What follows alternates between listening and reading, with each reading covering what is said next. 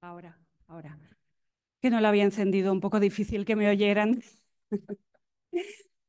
Buenas tardes y bienvenidos y muchísimas gracias, porque en un día como hoy, que está cayendo, bueno, gran parte del día ha estado cayendo el agua a chuzos, pues decíamos, vaya día que hemos elegido para empezar, con lo bonito que estuvo ayer, el buen tiempo, claro, que cuando hace buen tiempo, que sepan que esto está medio vacío, porque puestos a estar aquí encerrados o fuera tomando el sol, pues apetece tomar el sol. Entonces, muchas veces no se sabe con qué tiempo se acierta más, pero hoy la verdad que está la sala más que llena para lo que las circunstancias acompañan, a pesar de que hoy tenemos a un conferenciante magnífico que luego lo presentarán y bueno, lo mejor que podían hacer ustedes ahora es estar aquí. Así que enhorabuena, han acertado pleno y bueno. Voy a presentar a las personas que me acompañan en la sala. Empiezo por el medio porque es el protagonista de hoy, que es nuestro conferenciante, es José Luis Simón. No voy a decir nada más porque me gusta, los que me conocen saben que me gusta hablar y para eso está el otro compañero de mesa, que es Juan José Ortega, que es quien va a hacer la presentación. Como a él no le van a presentar, sí que digo quién es, que es el tesorero del Colegio de Químicos, una de las entidades que organiza y que patrocina este ciclo, y entonces él presentará después. Veo una mano levantada, ¿me quieren decir algo al fondo o es solo casualidad? Vale, perdón. Bueno, empezamos hoy el ciclo Encuentros de la Ciencia, con la Ciencia de este curso, pero es el ciclo número 23. Para los que vienen hoy por primera vez, pues bienvenidos, pero que sepan que se han perdido 22 años ya, ¿eh? Así que, bueno, los siguientes 22 esperamos verles aquí todo el tiempo. El ciclo Encuentros con la Ciencia este año tiene además un nuevo patrocinador, que aunque luego voy a nombrar todos, sí que lo quiero nombrar en primer lugar porque además nos acompañan miembros de esa institución, que es el Colegio de Farmacéuticos de Zaragoza, y nos acompañan aquí dos compañeros del colegio. El Colegio de Farmacéuticos ha estado viniendo y además con una muy buena representante, digo muy buena porque es la jefa de ellos, que es la presidenta del Colegio de Farmacéutico en los últimos años. Y bueno, le gustó el ciclo y ella vendió el ciclo en esa institución, en el colegio, y son pues uno de los organizadores y patrocinadores de este año. O sea que desde aquí se lo decís a Raquel, que os he puesto por las nubes, que se ponga contenta, que estamos muy contentos de tener a un compañero de viaje como es el Colegio de Farmacéuticos de Zaragoza y que sea por muchos años más. ¿Quién organiza este ciclo? Pues lo organizan. eh, a mí me gusta hablar de personas y las voy a nombrar porque se lo merecen, porque son muchos años. Él es Juan Ortega, que lo he nombrado al principio, es Fernando Bartolomé, que es de la Real Sociedad Española de Física de Aragón, Raquel García, del Colegio Oficial de Farmacéuticos de Zaragoza, Alberto Virto, del Ayuntamiento de Zaragoza, y José Manuel Vicente y Luis Alfonso Alcarazo, que han sido miembros durante todo su tiempo en activo de la Academia General Militar de Zaragoza, que empezaron siendo pues, miembros de la academia y que siguen ahora en su estado ya de jubileo, vamos a llamarlo así, ayudándonos a organizar este ciclo. Como todo no se puede, como nada se puede hacer a coste cero, pues esto tampoco, ¿eh? Quiero decir por delante que los conferenciantes no cobran, ¿eh? Que los gastos no vienen de por allí, pero sí que viene pues, de la organización, de hacer llegar la información, de mantener pues, los vídeos, en fin, todo lo que va alrededor y para ello, pues bueno, hace falta un cierto patrocinio en el que interviene la Cátedra Industrias Químicas del Ebro de la Universidad de Zaragoza, el Colegio Oficial de Farmacéuticos de Zaragoza, ámbito cultural del Corte Inglés, por supuesto, que nos lleva cogiendo estos 23 años, y el Colegio Oficial de Químicos de Aragón y Navarra. Y, por supuesto, colaboran en todo ello la Facultad de Ciencias de la Universidad de Zaragoza y la Real Sociedad Española de Físicos en Aragón.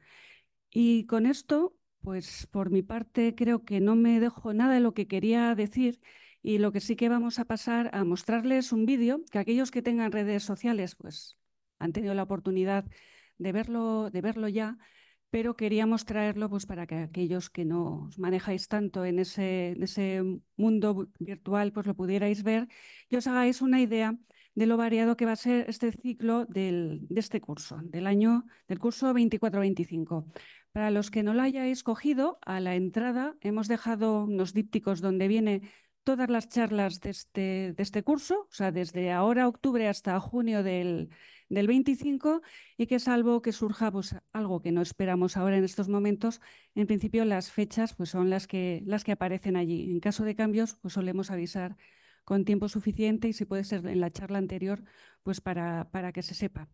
Indicarles también que intentamos que sean los segundos jueves de cada mes, pero ya empezando que se fijen que el siguiente coloquio no cae en jueves, sino que cae el miércoles. Por si acaso no cojan la costumbre, el próximo será un 13 de noviembre, pero eso se hablará luego. Y ahora ya por mi parte, decirles eso, decirles que después, bueno, pues tendremos aquí hoy, por ser la primera charla, pues una pequeña sorpresa y ya pasamos a ver el vídeo antes de hacer la presentación de nuestro compañero. Gracias.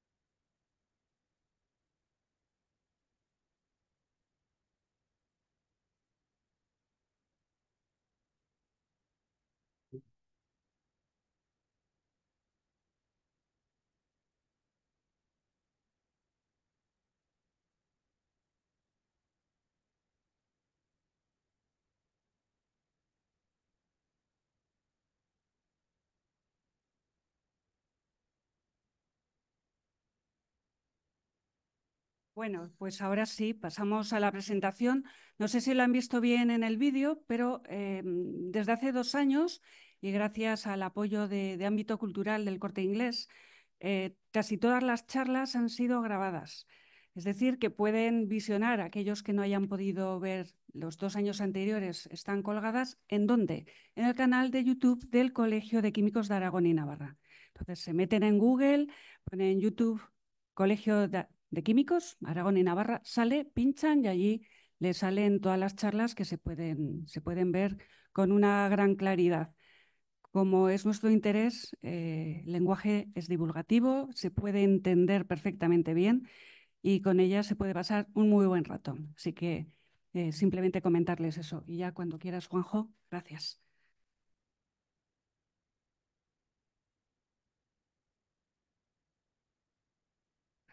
Bueno, buenas tardes. Gracias, Ana, por la presentación. Gracias a ustedes por venir. Reiterar que el esfuerzo, lo comentábamos, a mediodía estábamos pensando que, como alguien ha comentado, uno de los amigos, había que venir en barco hoy porque estaba cayendo algo importante, ¿no? Lo cual, pues bueno, siempre desanima al salir a la calle. Bueno, en esta primera charla, pues me ha tocado, querido presentarla también, y si se me permitió, porque, bueno, pues con José Luis ya vamos coincidiendo en algunos eventos y me apetecía especialmente.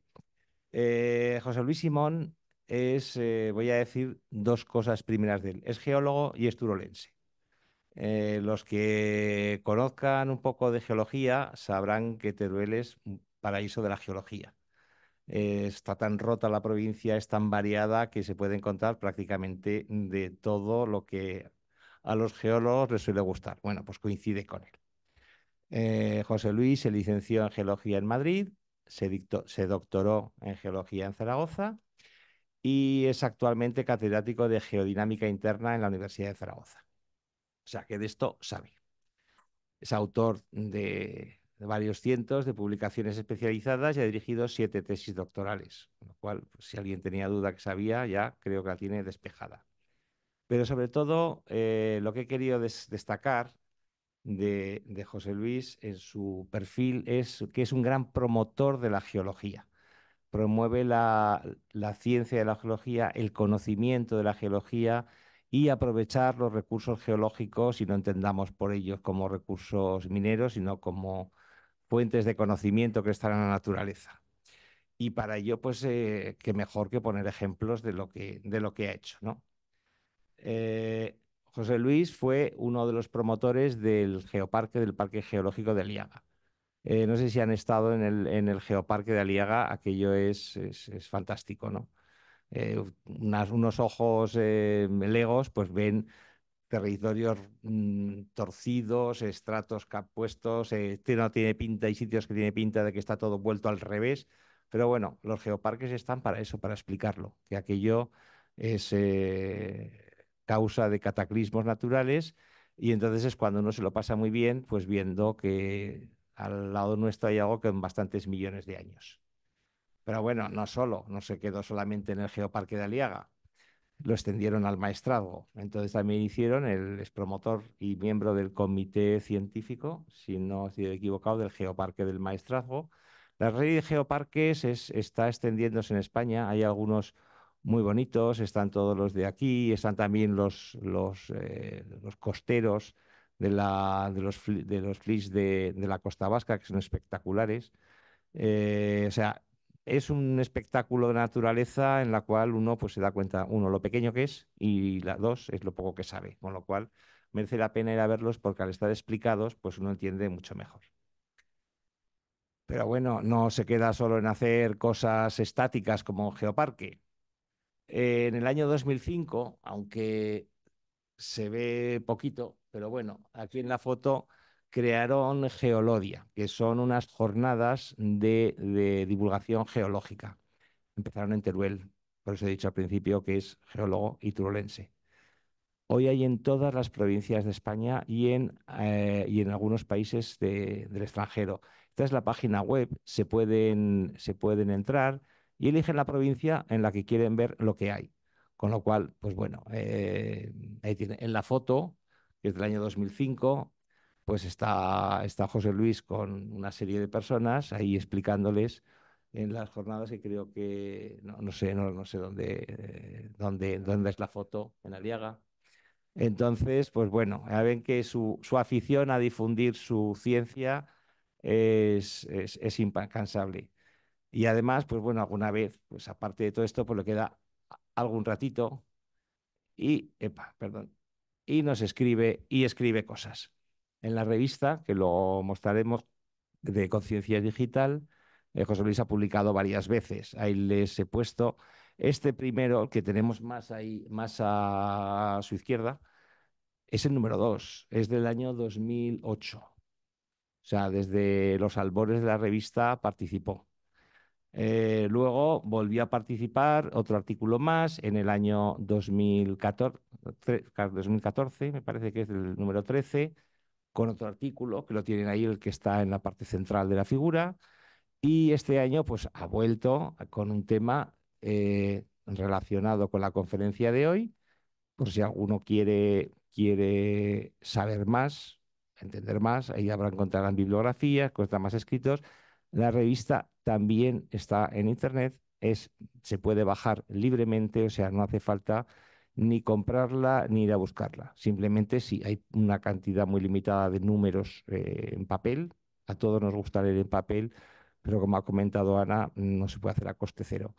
Se puede hacer muchísimo más económica de manera digital, es como está, y ustedes entran ahí en Conciencias Digital, en Google, les sale y tienen todas las revistas con un buscador por números, por temas, por autores, y ahí se encuentran, pues está a punto de salir el número 33, o sea que ya son páginas las que tienen ahí para leer. Y nos podíamos extender más, pero como lo importante es escuchar a José Luis, pues ya me pasó simplemente a decir, y además se lo agradezco mucho, las tres líneas en las cuales nos ha resumido la conferencia.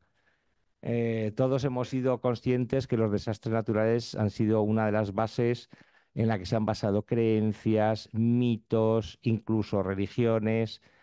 Es lo que yo creo que nos quiere contar José Luis con el pensamiento mágico. Los geólogos dan muchas más respuestas. En los últimos volcanes que han ocurrido, tanto en La Palma como el del Hierro, el submarino del Hierro, como los de Islandia, han sido muy previstos. O sea, algo que yo creo que hace, no sé si 100 años o incluso menos, era prácticamente imposible predecir. Supongo que lo predecían aquellos que tenían el rebaño de cabras o de ovejas en el volcán y notaban o las emisiones sulfurosas o vibración del suelo o la manto de la temperatura, pero los hombres no éramos capaces de predecirlos. Eh, Hoy los geólogos sí. Supongo que sin faltar mucho le ocurrirá lo mismo a los terremotos. Empezarán a hacer una capacidad de predicción en la cual, bueno, ya se miden las tensiones que hay entre placas y la fricción, con lo cual pues tienen muchas señales de aviso y esto se llama simple y llanamente ciencia y conocimiento, es decir, pensamiento racional. Y ya con esto pues no quiero decir nada más porque lo importante es José Luis, es hablar, escucharles y ya pongo su presentación y me retiro de la mesa.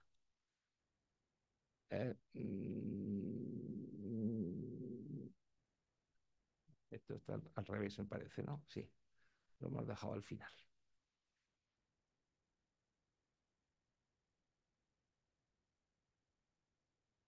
Perdón, que les quedamos estado comprobando antes y la he dejado vuelta del revés. Fallos del directo, que dicen los de la tele, cuando se equivocan, dicen, pues fallos del directo. Pues ala, aprovechen. Venga, pues muchas gracias, José Luis. Todo tuyo. Ay, espere.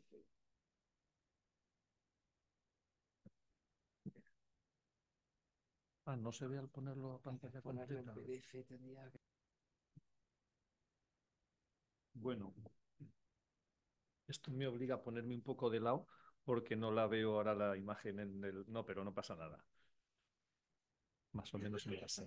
Bueno, muchas gracias, Juanjo, por la presentación. Gracias también, Ana, por invitarme a este espacio a compartir con vosotros esta tarde. La mayoría no me conocéis y, sin embargo, habéis venido a escuchar una charla sobre catástrofes naturales.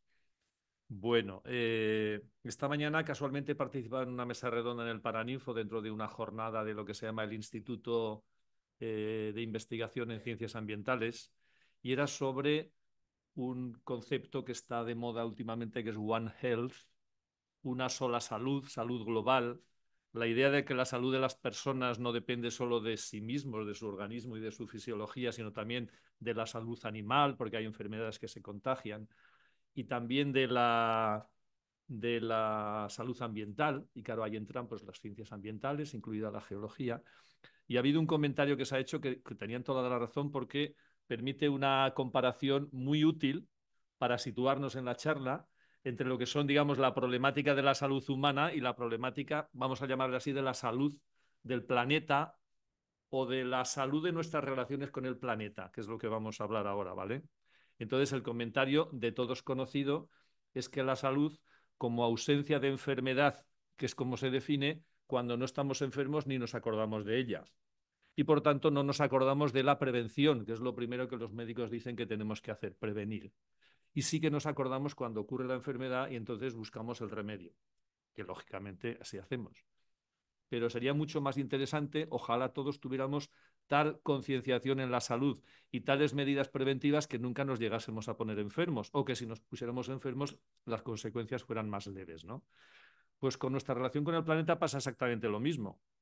De las catástrofes naturales, uno se acuerda cuando ocurren y cuando las vemos en los telediarios, lo cual hace más valioso y más digno de encomio la presencia de ustedes aquí esta tarde, porque no ha ocurrido ninguna catástrofe hoy, ni esta semana así gorda, ningún terremoto, ninguna gran inundación, cosa que sí que nos hubiera preocupado y a lo mejor hubiera aumentado nuestro interés por el tema, sino que simplemente sin haber nada, bueno, tenemos un mínimo de interés o de preocupación por esas cosas que ocurren en el planeta y que nos incumben, y hemos venido a una charla.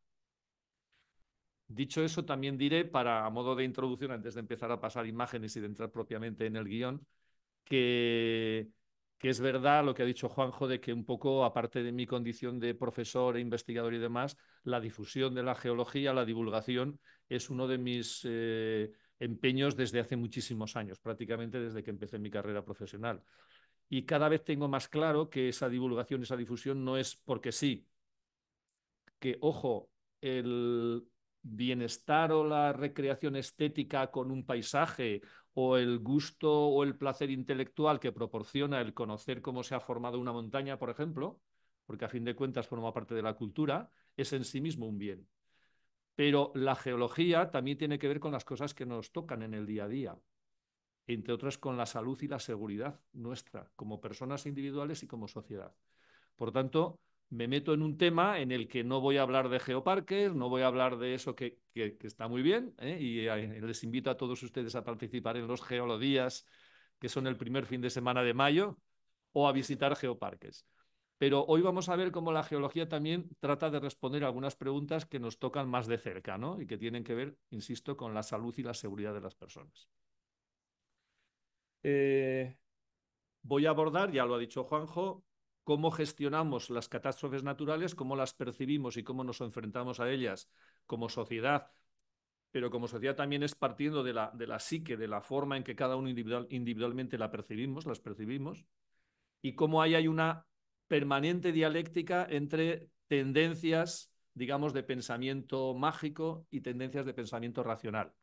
Estamos en una sociedad del conocimiento, así nos denominamos, donde debería prevalecer el pensamiento racional, una forma sensata, lógica de abordar las cosas, de abordar los problemas y de tratar de solucionarlos, pero desgraciadamente tenemos mucho en nosotros del cerebro de mamífero y de reptil anteriores al cerebro humano, y mucho de mente paleolítica y mucho de pensamiento mágico que aflora inevitablemente en muchas ocasiones.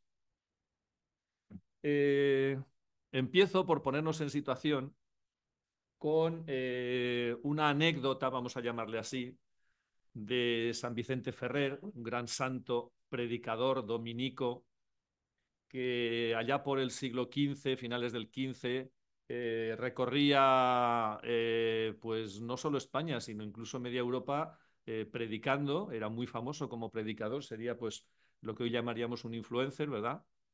Y cuentan que en una de las periplos que hizo predicando paró en Alcañiz, y en una ermita que hay en lo alto de esta loma, en uno de cuyos bordes existe esa piedra, ¿va? Se levanta o se cae, según cómo se mide esa piedra, a la que se ha dado en llamar desde entonces la piedra del fin del mundo, y lanzó un sermón que se hizo famoso, anunciando el apocalipsis, anunciando la llegada quizá inminente del fin del mundo, como una llamada a la conversión de los feligreses que estaban allí escuchando, y ponía la comparación precisamente con lo que pueda pasar en el futuro con esa piedra, y decía: es que el fin del mundo puede venir antes de que caiga esa piedra, o cuando caiga esa piedra, o lo mismo que esa piedra va a caer cualquier día, sin darnos cuenta, el fin del mundo va a llegar también cualquier día.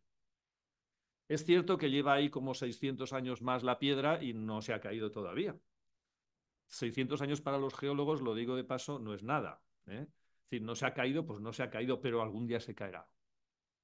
Sin embargo, esa manera de ver las cosas de manera tan catastrófica, que por cierto tiene muchísimos antecedentes en la tradición judeocristiana y también en otras tradiciones más antiguas o en otras mitologías más antiguas, pues esa manera de ver los desastres naturales, por ejemplo, en la Biblia, en el Antiguo Testamento, como consecuencia de los pecados humanos, ¿no? De ahí que nos mandara Dios el diluvio universal y tuviéramos que salvarnos o tuvieran que salvarse algunos en el arca de Noé, o en la mitología griega o incluso anterior en la mitología mesopotámica, cuando las catástrofes venían de la lucha entre esas divinidades que apuntaban unos para un lado, otros para otro.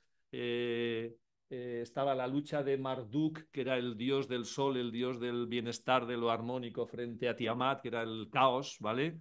O las luchas de Zeus contra Tifón. Tifón también era una deidad mitológica relacionada pues, con el caos, con las catástrofes. De ahí viene, lógicamente, el nombre de tifón, ¿no? Que se aplica a los huracanes. Todo esto no deja de ser pensamiento mágico, estamos todos de acuerdo, que nos hace incluso un poquito sonreír. Todo este panorama podríamos decir que cambia a partir del momento en que empieza a gestarse la moderna ciencia. Y la moderna ciencia, los historiadores de la ciencia más o menos admiten que está relacionada y vinculada en la época del Renacimiento a dos aspectos. Por una parte, el desarrollo del conocimiento racional que nace en el Renacimiento por oposición a ese pensamiento más mítico, más religioso que predominaba en la Edad Media. Pero también fundamental debido a los descubrimientos. Es la época de los descubrimientos. Y el descubrimiento lleva a la conquista. Y para eso hace falta tecnología y para eso hace falta conocimiento. Entonces, el descubrimiento del mundo fue acompañado inevitablemente de la conquista del mundo y de la dominación del mundo. Y hay un autor que seguramente muchos conocen porque el libro Sapiens es muy conocido, del escritor israelí Harari, que dice categóricamente el descubrimiento de América fue el acontecimiento fundacional de la revolución científica, de la ciencia moderna. Después de eso, no muchos siglos después, en el siglo XVIII, en la época de la Ilustración, todo esto se consolida y nacen ya, más o menos además, clasificadas y divididas las distintas especialidades científicas, la física, la química, la biología.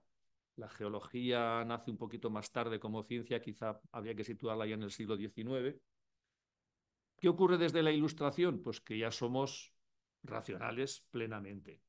El mundo se guía por los avances científicos que nacen de la racionalidad, de la ciencia moderna.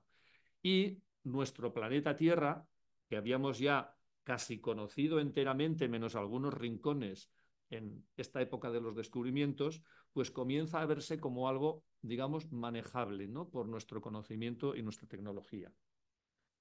La Tierra, lo primero, se considera desde ese momento, porque además tenemos tecnología para conseguir explotar los recursos mineros, como una fuente inagotable de esos recursos. La tecnología lleva a la maquinaria, los descubrimientos de nuevos materiales para nuevos usos y la minería, que ya sabemos que existía desde el tiempo de la edad del cobre y del bronce, o sea que minería no es que la hayamos inventado ahora, en el siglo XVIII, pero sí que se ve que con la tecnología que vamos adquiriendo en ese momento ya es prácticamente imparable, ¿no? El aprovechamiento de esos recursos minerales.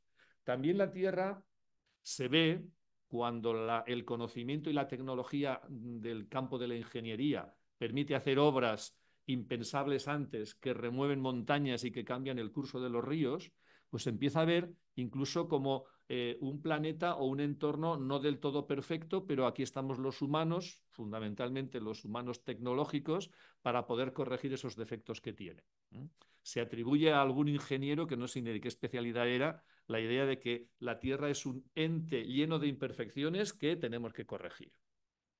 Y también, y aquí ya entro un poco más en la materia de la charla, también se ve con recelo, vamos a llamar así, por los fenómenos que conlleva la dinámica de la Tierra y que no siempre podemos controlar. Y esa dinámica de temer y recelar de los fenómenos de la Tierra que nos causan daño, pero a la vez tener esa especie de prepotencia tecnológica que nos va a permitir seguramente solucionar todos los problemas que nos lleguen, esa dialéctica es compleja y da lugar a tensiones y da lugar a situaciones en algunos casos tristes, ¿no? Tristes porque nuestra sociedad debería de haber gestionado mejor ciertas cosas y para ello, evidentemente, voy a poner ejemplos. Son varios, no voy a hacer un recorrido exhaustivo, pero son varios los tipos de fenómenos naturales que conllevan peligros para la salud, la integridad, la seguridad de los seres humanos, ¿no?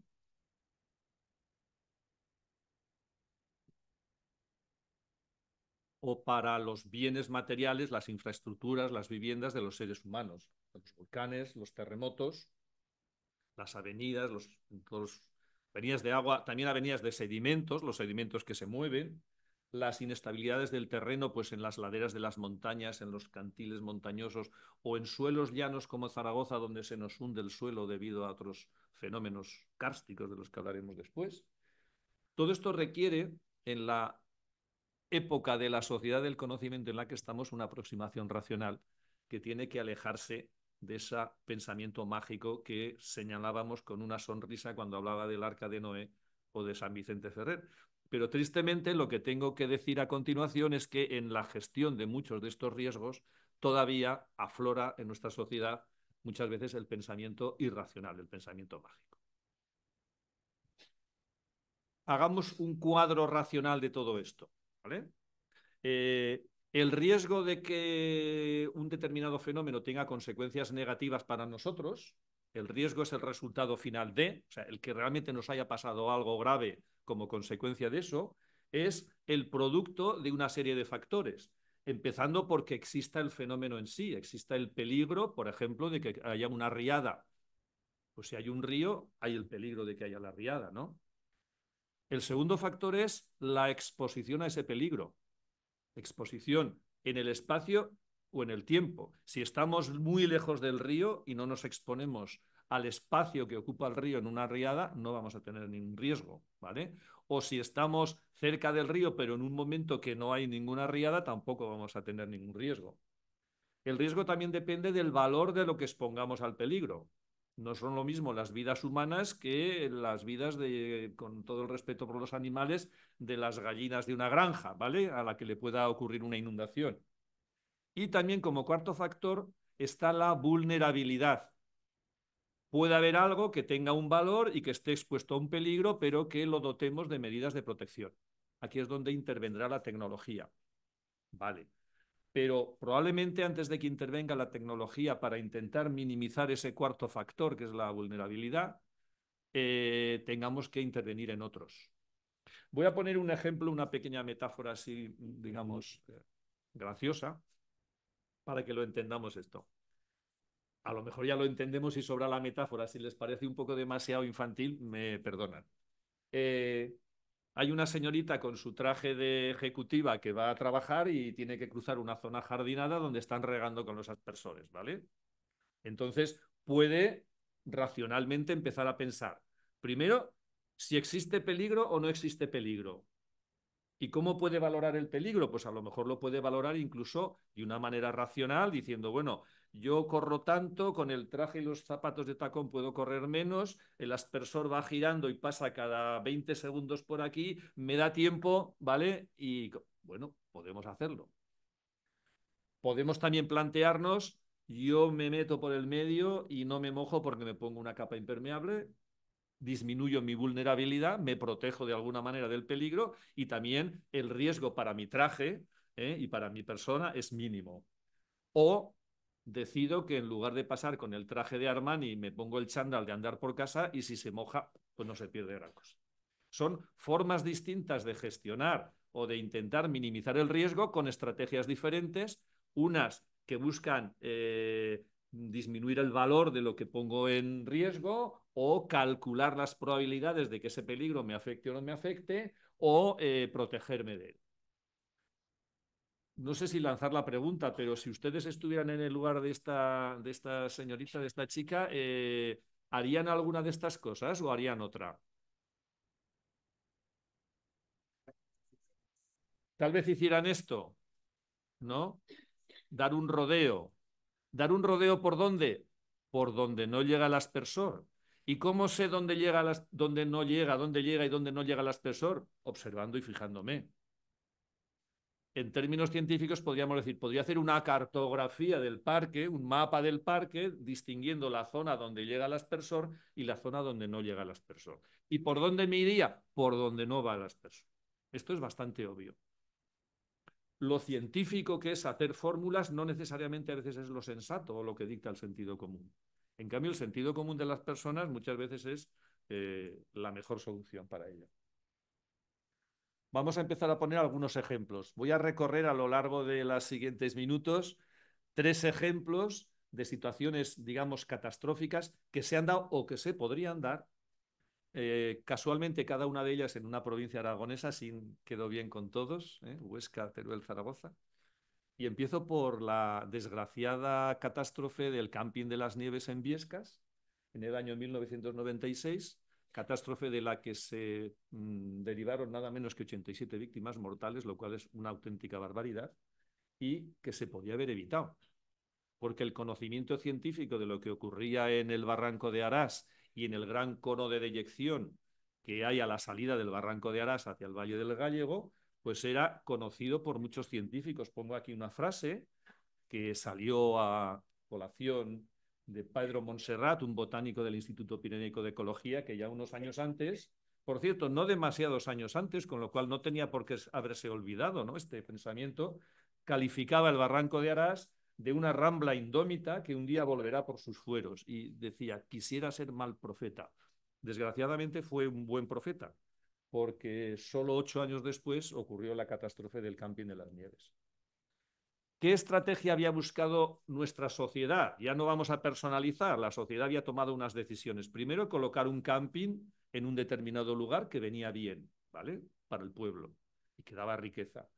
Y lo segundo, previendo que el barranco de Arás podía dar problemas, se trataba de aplicar tecnología para disminuir la vulnerabilidad. Y para eso se construyó un encauzamiento artificial. Es decir, la estrategia fue la última, disminuir la vulnerabilidad protegiendo el camping con un encauzamiento artificial por el cual se suponía que tenía que derivarse el agua.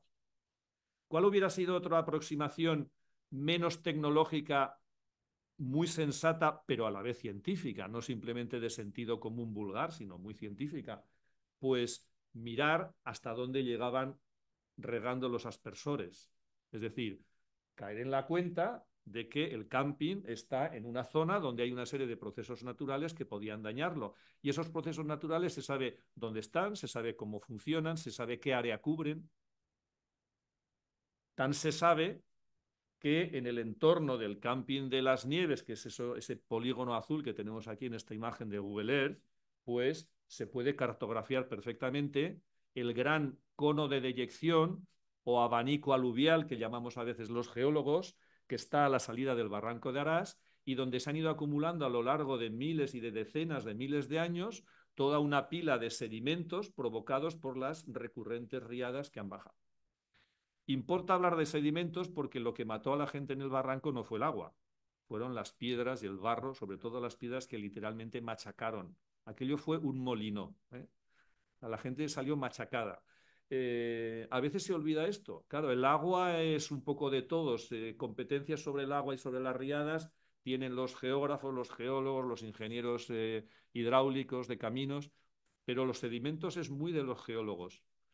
Y efectivamente el peligro aquí fueron los sedimentos que bajaron por ahí.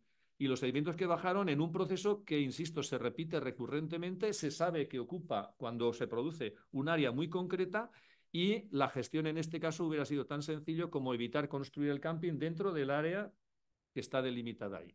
Simplemente eso. Otros lugares habría seguramente para el camping y no se hizo. Claro, ocurre la catástrofe y viene por un lado la polémica y por otro lado la épica.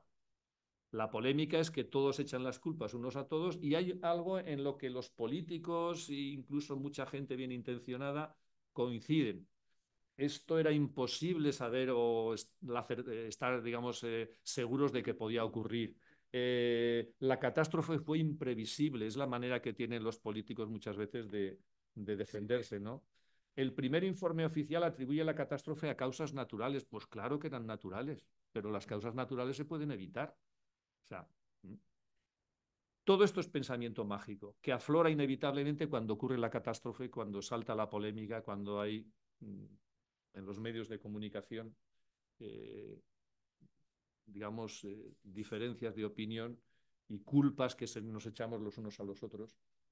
Ha quedado de aquello un memorial que fotografié no hace mucho tiempo que pasé por allí, un memorial a las víctimas, que es algo que a la sociedad nos deja muy tranquilos y queda muy bien, pero que no sé si realmente responde a o reúne, digamos, lo que la sociedad, lo que debería ser realmente nuestra respuesta.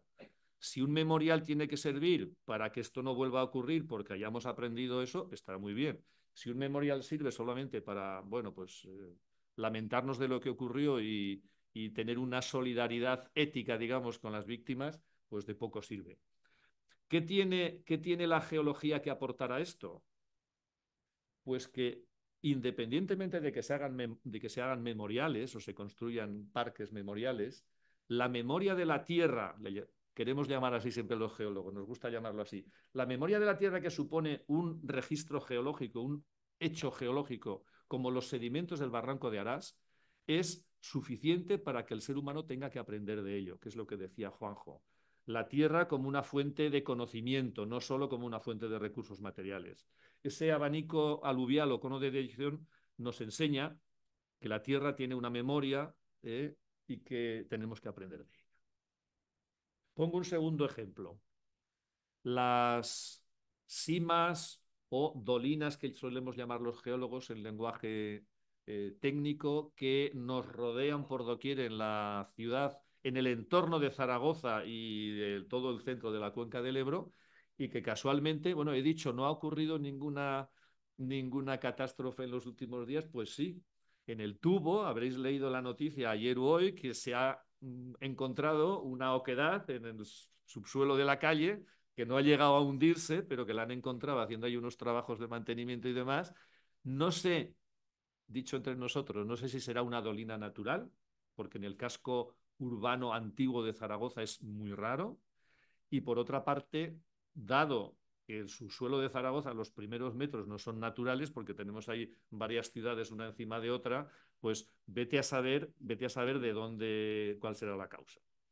Pero independientemente del hecho concreto que se ha producido esta semana en Zaragoza, yo creo que todo el mundo sabéis que en nuestro entorno continuamente se producen agujeros, socavones, que sí que son de origen natural y en terreno natural por causas naturales, que es lo que llamamos dolinas.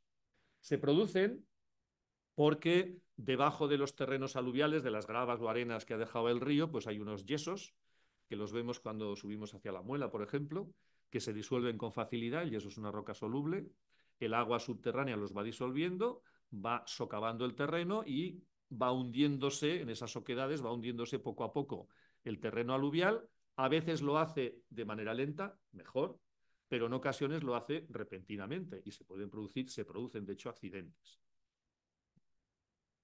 También de este proceso, la Tierra tiene memoria, ¿vale? Una memoria plasmada en un registro rocoso, en un registro de materiales sedimentarios, que podemos ver, por ejemplo, en los cortes de carretera. Eso es la autovía de salida hacia Teruel, la autovía Mudéjar. Esto es la carretera que va a Belchite.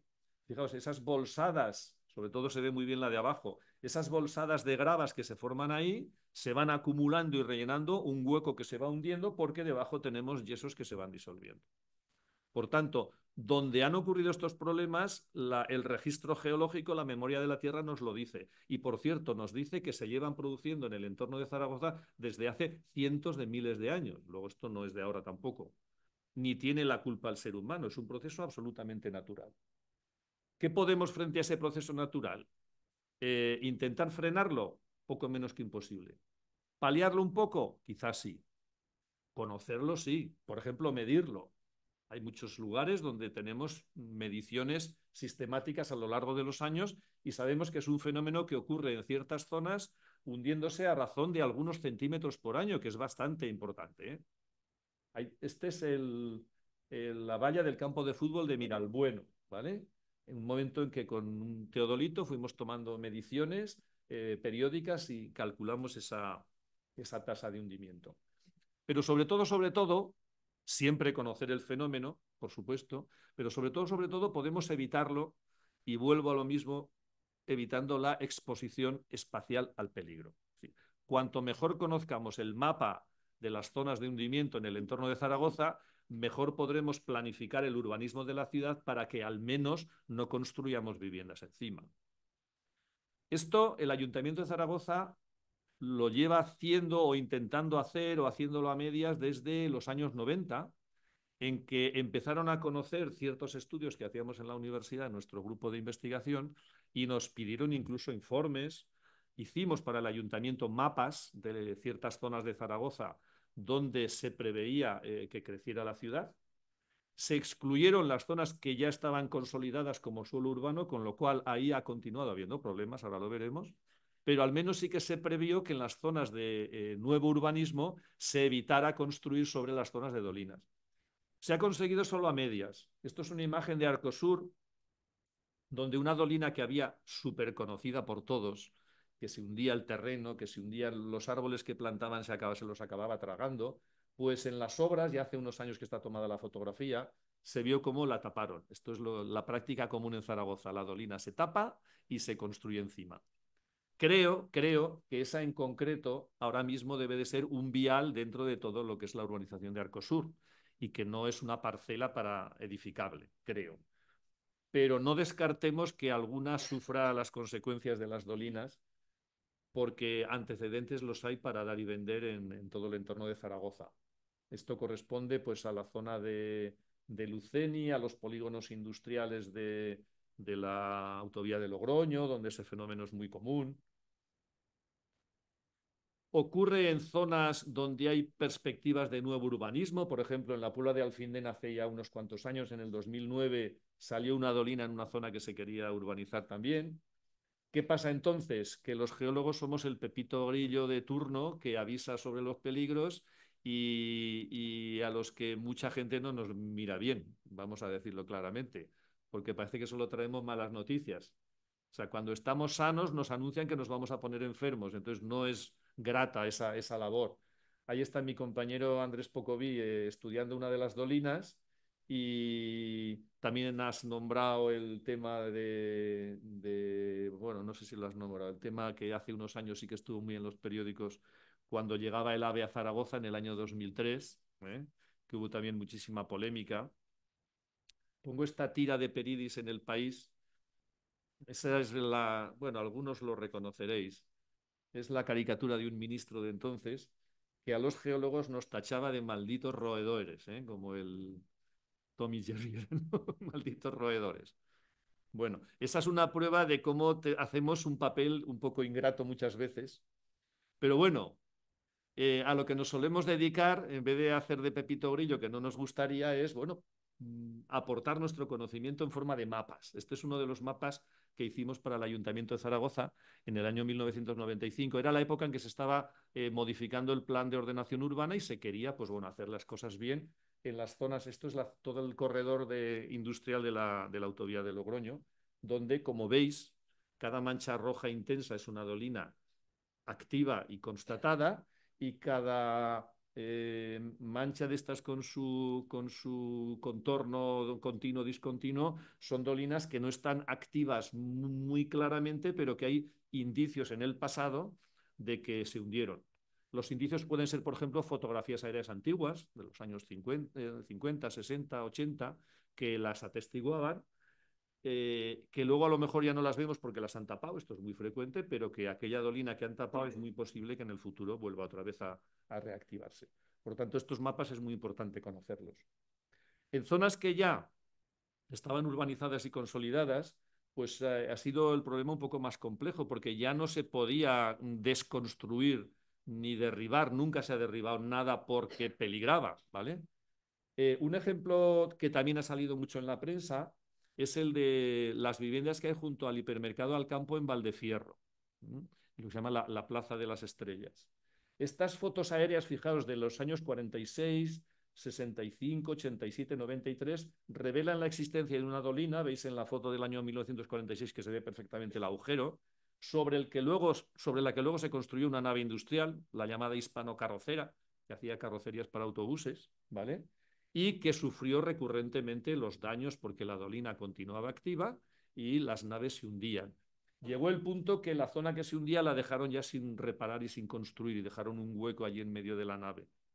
Bueno, pues hubo un plan parcial de urbanismo en aquella zona, se retiró, se desmanteló la nave industrial y se construyó encima el hipermercado al campo y varios bloques de viviendas. La zona que tenéis en naranja y en amarillo es la zona que en distintos momentos ha manifestado hundimientos y está exactamente en el mismo sitio que estaba la dolina antigua, como no puede ser de otra manera.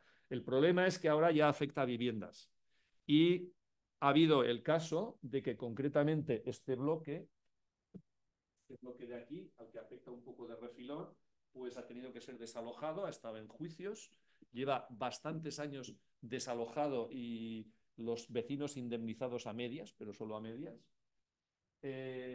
La mitad de la dolina prácticamente está debajo del hipermercado al campo, pero ahí sí que se curaron en salud y aplicaron medidas de protección, ¿vale? De disminución de la vulnerabilidad. Medidas costosísimas que consisten en cimentaciones especiales sobre pilotes, es decir, grandes pilares de hormigón apoyados a 50 y tantos, 60 metros de profundidad, con el coste que supone eso, precisamente tratando de esquivar los huecos que hay en el yeso y apoyando en el terreno firme que hay debajo del yeso. Eso se puede hacer, bueno, pues cuando hay dinero, pero muchas veces, y lo que no se puede hacer es cuando ya la casa está construida. Por tanto, primero sería evitar el peligro, evitar la exposición al peligro y, en todo caso, si no quedase más remedio, aplicar las medidas antes, ¿no? Cuando ya sabemos que el problema se va a presentar. Estas casas no tuvieron cimentaciones especiales, no las tienen, y el otro bloque de la izquierda, pues posiblemente en el futuro también se vea afectado. Hago mucho hincapié en lo que es la exposición espacial al peligro, es decir, vamos a retirarnos de donde ocurren cosas para que no suframos las consecuencias, pero claro, en los fenómenos naturales también está la variable tiempo, que es muy importante. Yo estoy seguro de que la piedra del fin del mundo de Alcañiz algún día se caerá, pero si me preguntéis cuándo, no lo sé. Yo sé que en mi pueblo, que está al lado de Aliaga, Covatillas, hay conglomerados parecidos como esos, de los que de vez en cuando se desprende una piedra, ¿vale? Pero se desprende una piedra en todo el término municipal cada 20 o 30 años. Yo no sé esa piedra cuándo se va a desprender. Pero fijaos que esta se cayó y esta ahora mismo está apoyada sobre una especie de pata de arcilla que no durará mucho. Ahora, ¿cuándo se caerá? No lo podemos saber. La variable de tiempo es muy difícil de procesar. Hay fenómenos naturales que su manera de producirse y su manera de ser precedidos de ciertos fenómenos que se pueden medir, sí que los hace, digamos, acreedores a una cierta prevención o a una cierta anticipación. No prevención en el sentido de que se puedan evitar, pero sí que nos podamos anticipar viéndolos. Los sistemas de alerta temprana en erupciones volcánicas y en inundaciones, por ejemplo, están bastante avanzados y son los que muy bien comentabas, Juanjo, que en el caso de las erupciones volcánicas de La Palma y del Hierro, bueno, pues tuvieron su efecto. Conocíamos prácticamente con unos días de anticipación casi lo que iba a ocurrir. Pero desgraciadamente no todos los fenómenos son así. El control de la variable tiempo no es sencilla. Con respecto a, en relación con la catástrofe del Barranco de Arás, del camping de las Nieves, pues una de las cosas que salía en la prensa es que era Vox Populi que un aluvión de agua similar solo se produce cada 1000 años. 1000 años es un número redondo que es muy fácil recurrir a él. Como se produce cada 1000 años, esto no va a pasar. Pues no, había ocurrido ya una vez antes en el siglo XX. Habían pasado solo 60, 70 años desde la última vez que había ocurrido con víctimas mortales. Pero tenemos una memoria tan corta los humanos y manejamos tan mal la variable tiempo que estas cosas ocurren y por tanto nos llevan también, aunque sea parcialmente o puntualmente, a ideas de pensamiento mágico. Si metemos todas las catástrofes que pueden ocurrir, los principales tipos de catástrofes, hay algunas que es más fácil acotarlas en el espacio y, por tanto, evitar la exposición espacial, marcharnos del lugar, y hay otras que están mejor acotadas en el tiempo o son un poco más predecibles en el tiempo. Por ejemplo, las avenidas y las erupciones volcánicas están relativamente bien acotadas en el espacio. Sabemos un río dónde va y cuánto se suele extender en las orillas. O sabemos dónde hay un volcán y cuando baja el magma, pues más o menos el espacio está acotado. Es verdad que los volcanes tienen el problema de las cenizas y de esto, que eso van a más distancia, ¿no? Y también pueden producir daños, pero lo producen en un entorno relativamente pequeño. Por ejemplo, los fenómenos meteorológicos están menos acotados, pueden ser muy generales y afectar áreas muy grandes y es muy difícil escaparte de ellos. Escaparte de un tornado es francamente difícil. Otros están en el tiempo, digamos, mejor acotados y son más predecibles. Y el peor de todos, el que está menos acotado en el espacio, es decir, que afecta a grandes áreas, a miles y miles de kilómetros cuadrados o a centenares de miles de kilómetros cuadrados en ocasiones, y el que es muy poco predecible a fecha de hoy, ojalá, Juanjo, sea cierto que dentro de un tiempo seamos capaces de predecirlo, son los terremotos. Los terremotos es el más cruel de todos los fenómenos naturales catastróficos. Primero, por la cantidad de víctimas mortales o no mortales que puede producir. En China, en los años 70, creo que fue en el 76, hubo un terremoto que mató, es difícil calcular en los años 70 en China a la gente que mató, pero se calcula que entre 500 y 600.000 personas, un solo terremoto en un solo día. Bueno, ya a los días posteriores cuando muriesen algunos de los heridos. No hay ningún otro fenómeno capaz de ser tan mortífero en tan poco tiempo y además afectando a un área tan grande y a la vez tan difícil de prever. Por tanto, estamos ante el peligro muy lejano, que lo vemos muy lejano en ciertas zonas. Por ejemplo, en Zaragoza, es verdad, no tenemos que estar demasiado preocupados por los terremotos, ¿vale? Mucho más tenemos que estarlo por las riadas, por ejemplo, pero que hay zonas que sí que ocurren. Y donde no ocurren o no han ocurrido en el pasado inmediato del que tenemos memoria, pero pudieran ocurrir, pues no está de más que nuestro conocimiento científico y nuestra percepción social lo tengan en cuenta en lugar de despreciarlo. Y voy a poner ahora el tercer ejemplo, que es el peligro sísmico que pueda haber en la ciudad de Teruel y que fue objeto también de una polémica, porque siempre esto acaba en polémicas en los medios de comunicación y en los medios políticos, la polémica cuando se empezó a plantear el proyecto de un nuevo hospital del Salud en Teruel, que estaría ubicado, está ya, porque de hecho está casi terminado de construir en este momento, en la parte norte de la ciudad, en ese polígono que tienen ahí en amarillo. Esto es una vista de Google Earth, pero oblicua, ¿vale? Como si fuéramos en avión y lo viéramos hacia el norte. Aquí tienen el casco urbano de la ciudad, este es el casco antiguo, la zona del Ensanche y la Fuenfresca, y un poco aquí, detrás de lo que llamamos el Cerro de Santa Bárbara, y tenemos la ubicación del hospital. Bueno, pues evidentemente la construcción del hospital es un bien para Teruel, pero el síndrome de Pepito Grillo o quien sea tuvo la mala suerte de que justo cuando salió esto, cuando se modificó además el plan de ordenación urbana y se anunció el proyecto del hospital, estábamos empezando a trabajar nuestro grupo en el estudio de fallas tectónicas, es decir, de roturas de la corteza, que son las que cuando se mueven provocan los terremotos. Es decir, estábamos estudiando las posibles fuentes de terremotos que podían darse en Teruel. Posibles. En Teruel no ha existido en la ciudad, no hay constancia histórica de ningún terremoto destructivo que haya que lamentar. En Aragón, en otras zonas sí, pero en Teruel es cierto, no hay en la historia registrado un terremoto destructivo, simplemente terremotos que se han notado y nada más. Pero claro, sí que tenemos ahí en trazo rojo, que se ven bastante bien, dos fallas tectónicas, dos roturas de la corteza, casualmente a los dos lados de la ubicación del hospital, del nuevo hospital, y claro, que el hospital lo iban a construir al lado de dos fallas tectónicas es algo que nos sentíamos en la obligación, los geólogos que las estudiábamos, de ponerlo en conocimiento de la administración. Y así lo hicimos. Una falla, la que cruza abajo, como ven, el casco urbano de Teruel por el medio, la llamamos la falla de Teruel, y la que discurre más arriba, ¿vale? Un poco así más ondulada, más sinuosa, la llamamos la falla de Concur.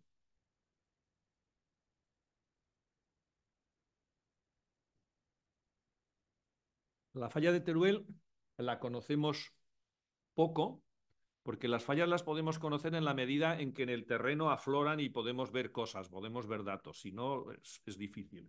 Entonces la falla de Teruel, en parte por estar en el propio casco urbano, es difícil de estudiar, y tiene menos manifestaciones de su actividad reciente, pero la falla de Concours la tenemos retratada totalmente. Conocemos hasta la partida de bautismo. Es decir, con los medios que tenemos ahora en España es una de las fallas mejor conocidas de la península ibérica. Y esa falla pues tiene actividad durante los últimos miles o, por decir la verdad, en las últimas decenas de miles de años, pero también las últimas decenas de miles de años para un geólogo es un tiempo muy reciente. Y lo vamos a ir viendo además gráficamente. Las fallas, cuando no afloran en superficie bien o queremos extraer más los datos, lo que hacemos es un trabajo que se llama de paleosismología, es decir, sismología antigua, estudio de los terremotos anteriores al registro histórico, antes de que existieran periódicos, televisiones o libros en los archivos que hablan de terremotos. Lo que tenemos es el registro de la Tierra, una vez más la memoria de la Tierra. ¿Cómo conseguimos eso? Pues a veces en cortes naturales o en cortes artificiales, y si no, contratamos una excavadora para que nos haga una cata, 3 o 4 metros de profundidad, nos metemos dentro y empezamos a estudiar un poco las tripillas de la falla. Aquí estamos en plena faena. Es un trabajo parecido al de una excavación arqueológica. Ponemos ahí nuestra cuadrícula, tomamos medidas, observamos, tomamos muestras luego, muestras para datar los sedimentos, para ponerles una fecha, y tratamos de reconstruir la historia. Sería un poco esa película que tienen a la izquierda en forma de viñetas, no es un cómic, pero se le parece, es cómo ha ido evolucionando una falla con el tiempo y cómo podemos acotar en el tiempo 2, 3, 4, los que sea, momentos en los que ha producido un movimiento brusco. Ese movimiento brusco, si le podemos poner fecha, estamos registrando un terremoto prehistórico en un lugar donde ya, aunque no existan terremotos históricos. Esa es la labor de la paleosismología. Pues la falla de Concours, en aquella época que estamos empezando, cuando saltó la polémica y que hemos terminado, bueno, unos años después, pues fue una tesis doctoral y varios artículos científicos y demás, pues llegamos a retratarla de la siguiente manera. En un periodo de entre 70.000 años y la actualidad, 70-75.000 años en la actualidad, entre varias trincheras de estas que hicimos y varios afloramientos y tal, conseguimos reunir toda esa información y identificar al menos 11 pulsos de movimiento de la falla, que serían 11 terremotos prehistóricos. A lo mejor no están todos, pero al menos hay 11. Eso significa un terremoto fuerte más o menos cada 7.000 años, aproximadamente. Ya sé que están pensando, cada 7.000 años. El último terremoto fuerte que ocurrió en la falla, reconocido, puede haber algún otro que no hayamos conseguido identificar, se produjo en una horquilla temporal desgraciadamente muy amplia, entre 12.800 y 2.700 años. ¿Por qué digo desgraciadamente muy amplia? Porque si se produce como promedio cada 7.000 años, pero no va como un reloj, sino que hay variaciones, y el último se produjo hace 12.000, por ejemplo, lo tenemos mal. La probabilidad de que ocurra uno, por ejemplo, en los próximos 50 o 100 años es muy alta, o relativamente alta. Si el último ocurrió hace 3.000, podemos estar mucho más tranquilos. Porque aunque no sean un reloj, las fallas tectónicas funcionan con una cierta cadencia. Ahí lo tienen. Esa escalera son los momentos en que la falla se movió. Estos son metros, 1,5 metros. Al cabo de un tiempo se movió otros 2,5 metros, otros 2. Y el espacio de tiempo entre cada movimiento no son iguales, pero tienen una cierta cadencia. No son caóticos, ¿vale? ¿Qué terremoto, o sea, qué tamaño tenían estos terremotos? Pues por el tamaño de la falla se puede más o menos aproximar el tamaño del terremoto. Y la magnitud que se le puede atribuir a esos grandes terremotos, existirían otros pequeños que no hemos identificado, estos serían los grandes, ¿vale? Es una magnitud entre 6,6 y 6,8. Eso representa como unas 20 o 30 veces más energía que el terremoto de Lorca, que todos conocemos de no hace muchos años y que produjo víctimas mortales y bastante destrucción en la ciudad de Lorca. Esto sería un terremoto 20 o 30 veces mayor, porque aquel tuvo magnitud 5,2, me parece, o algo así, 5,3. La probabilidad de que ocurra este terremoto, se puede hacer cálculo de probabilidades contando con eso, cada cuánto tiempo se produce, con qué variabilidad. La probabilidad de que ocurriera este terremoto en los próximos 100 años sería entre 0,5 y un 5%. La horquilla es amplia porque es amplio ese rango de edades entre 12.800 y 2.700 años, que es el tiempo que conocemos que ocurrió el último. También ampliamos el estudio haciendo un cálculo de cuál sería el seísmo esperable, porque puede haber terremotos grandes como este, otros medianos y otros pequeños. Lo que interesa para las obras públicas, por ejemplo, para el hospital, es cuál es el terremoto esperable estadísticamente en los próximos 500, bueno, realmente 475 años. Bueno, pues podemos esperar un terremoto de magnitud 5,3, es decir, como el de Lorca. Es decir, en el tiempo de vida que tenga el hospital de Teruel, podría muy probablemente o probablemente ocurrir un terremoto de magnitud 5,3, que representaría una intensidad bastante fuerte. ¿Qué pasaba en Teruel?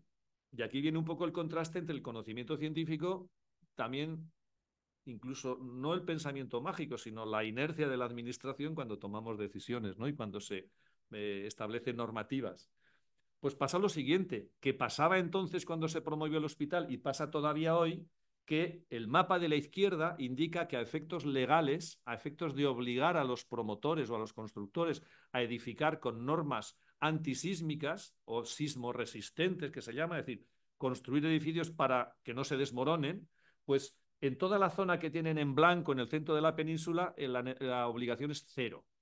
O sea, efectos legales, Teruel no tiene ningún riesgo de terremotos, con lo cual el proyecto del hospital inicialmente estaba construido sin prever ninguna medida antisísmica. ¿Qué pasaba en ese momento y que se corroboró después con la publicación de estos mapas del Instituto Geográfico Nacional? Pues que cálculos basados en más datos, incluidas la presencia de fallas, ya hablaba de que toda la zona de la cordillera ibérica sí que tiene un cierto riesgo. Y de hecho, si este mapa fuera ahora mismo el que tiene, digamos, validez legal, el hospital de Teruel se hubiera tenido que construir obligatoriamente con medidas antisísmicas. Saltó la polémica, porque nosotros, los geólogos que trabajamos ahí en ello, dijimos, hombre, está todavía por empezar a construir. No se podría, aunque la norma no obligue, no se podría construir ya con un diseño sismo resistente. Bueno, ahí vino el follón. ¿Qué hizo el gobierno de Aragón? Pues bueno, hizo una cosa que está bien, consultar a otras instituciones y pidió un informe al Instituto Geográfico Nacional y un informe al Instituto Geológico y Minero, el uno, digamos, del ámbito de la sismología, el otro de la geología, para que aportaran un poco su opinión. Las dos instituciones coincidieron en señalar que sí, que era sensato que el hospital se construyera con medidas sismoresistentes. Es decir, nos dieron la razón, no al 100%, en los números podían cambiar un poco, pero en la esencia sí. Teruel, aunque no fuese obligatorio legalmente, convenía, era sensato construir el hospital con medidas antisísmicas. Dicho entre paréntesis, no es la misma obligación ética y social construir un hospital con medidas antisísmicas que una granja de pollos, lo vuelvo a decir otra vez, perdón los pollos, pero un hospital no solo tiene que no caerse, sino aguantar operativo porque es donde van a ir, lógicamente, los heridos de un terremoto. Entonces tenía más que justificar. Bueno, al final se decidió el gobierno de Aragón que sí, que construía el hospital, modificaba el proyecto.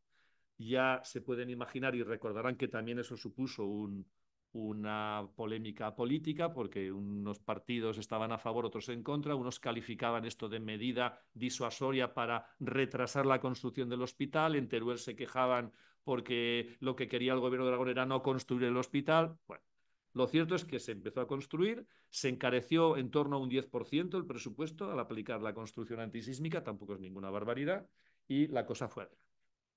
Claro, todo esto sirvió, y ya entro en la parte final, porque ya llevo una hora hablando, todo esto sirvió, pues entre otras cosas, para que el tema del riesgo sísmico y de los riesgos en general, pues en Teruel ciudad fueran motivo de hablar. Y entonces todos aprendimos un poco. Pero claro, la gente más reacia a todo esto se hacía esta pregunta, o sea, ¿debe preocupar en Teruel un terremoto grande que ocurre cada 7.000 años? Esa es la cuestión. Bueno, pues acordaos de que hemos atribuido en nuestro cálculo de probabilidades una probabilidad entre el 0,5 y el 5% de que ocurra ese terremoto grande en la falla de Concuz en los próximos 100 años. Pongo además, para ayudar a visualizar esto, aquella especie de electrocardiograma que hay arriba es la traducción, digamos, a un lenguaje más sencillo de esa escalera que he dibujado antes. ¿Cada cuánto tiempo se produce un pulso, un movimiento brusco de la falla? Pues ahí lo tienen, desde 75.000 años hasta la actualidad. Con este pico en línea discontinua, que es el que no sabemos si está más hacia aquí o más hacia aquí. ¿Vale? Hay una pregunta obvia.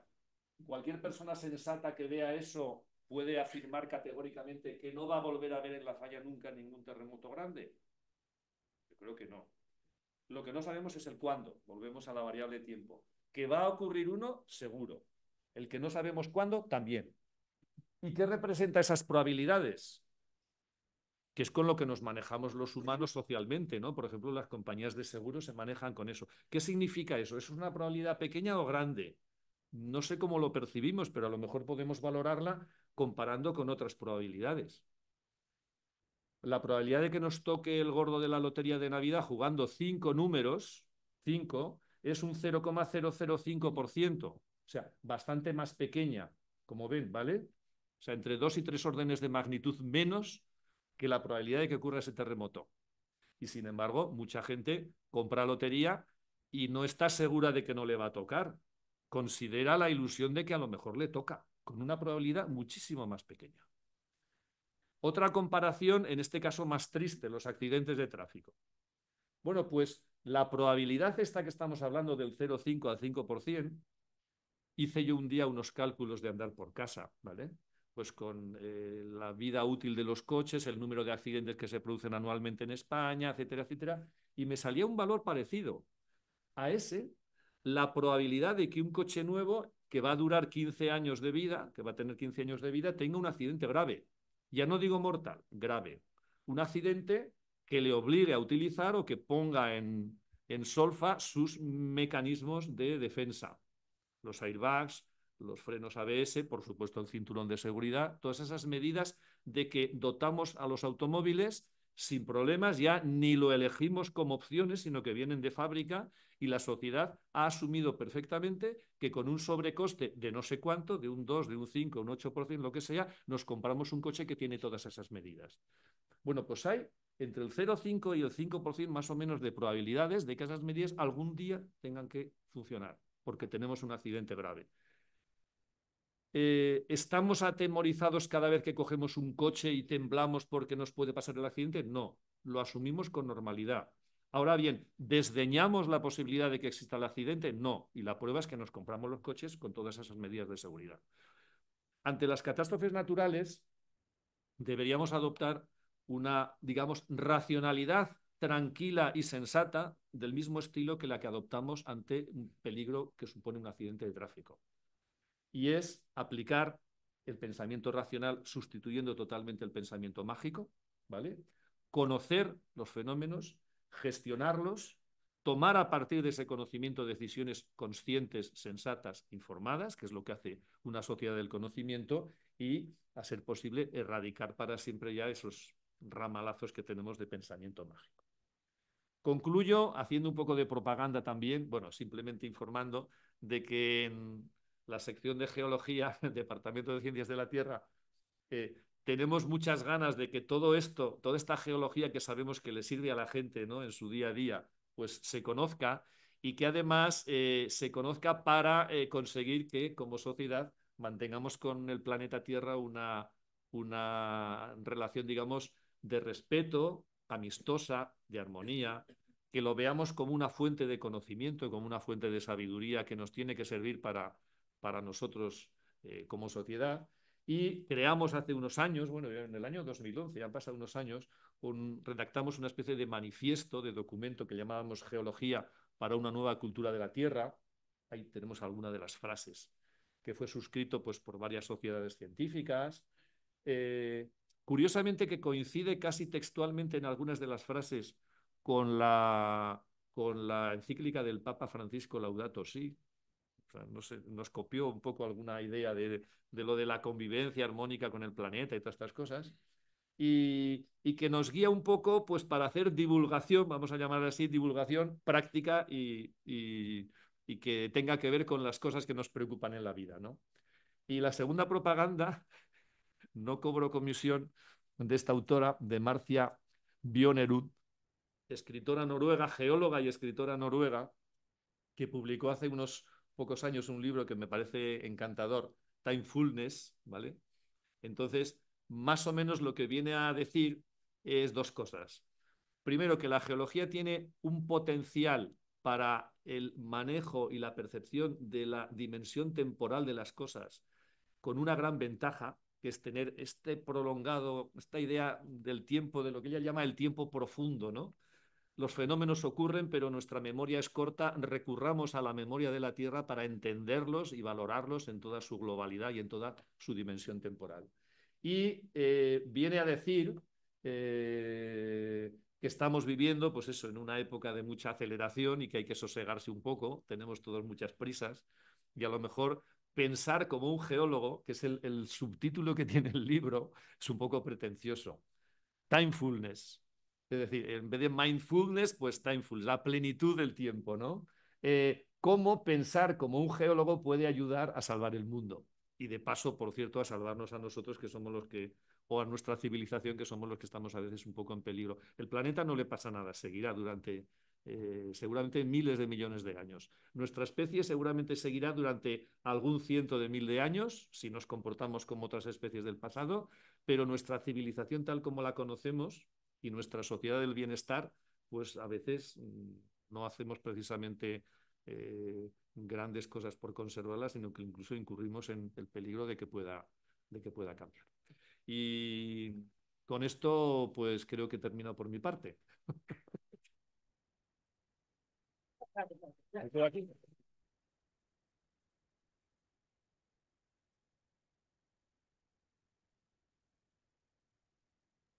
¿Nos da tiempo de alguna pregunta? Bueno, un par de... Nada, simplemente un comentario, que nos ha dicho que es una apasionada de la geología, creo que nos lo ha demostrado, y los geólogos son los científicos que tienen los pies más en el suelo, nunca mejor dicho, ¿no? Entonces, si hay alguna pregunta, venga.